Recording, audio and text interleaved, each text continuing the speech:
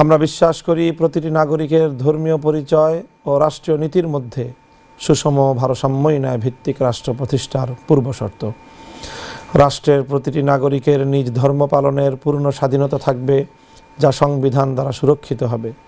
তবে কেউ তার নিজস্ব ধর্ম, উপধর্ম বা ভ্রান্ত মতবাদকে অন্য কোনো স্বীকৃত ধর্মের নামে প্রচার বা প্রতিষ্ঠা করতে পারবে না।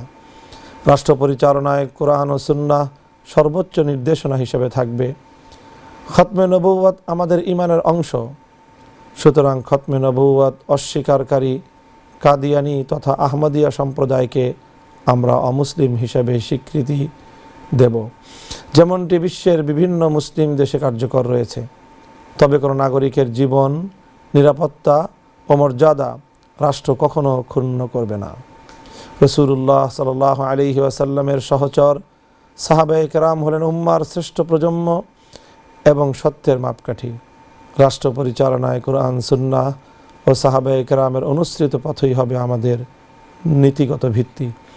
ইসলামী শিক্ষা, তাহজিব ও তামাদ্দুন বিস্তারে দারুল উলুম দেওবন্দের অনুসরণে গড়ে ওঠা কওমি শিক্ষা ব্যবস্থার অবদান অনস্বীকার্য।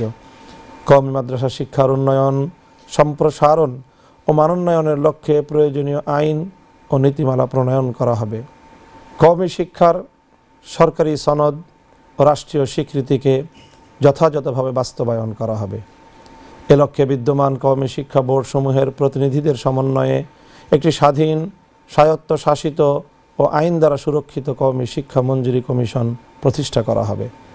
সম্মানিত নাগরিক সমাজ, আমরা এমন একটি রাষ্ট্র ব্যবস্থা গড়ে তুলতে চাই যেখানে ধর্ম, বর্ণ, ভাষা, পাহাড় ও সমতল নির্বিশেষে প্রত্যেকেই বাংলাদেশি নাগরিক হিসেবে পূর্ণ মর্যাদা, নিরাপত্তা ও সামাজিক অংশগ্রহণের নিশ্চয়তা পাবে।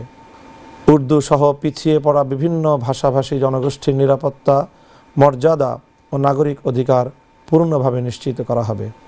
মসজিদ ভিত্তিক সামাজিক সালিশ, পরিবার কাউন্সেলিং, জাকাত বিতরণ ও ন্যায় বিচার কার্যক্রম পরিচালনার জন্য খতিব, ইমাম ও মুয়াজ্জিনদের নিয়ে প্রশাসনিক কাঠামো গড়ে তোলা হবে, যা ধর্ম মন্ত্রণালয় ও স্থানীয় সরকার বিভাগের সঙ্গে সমন্বয় করবে।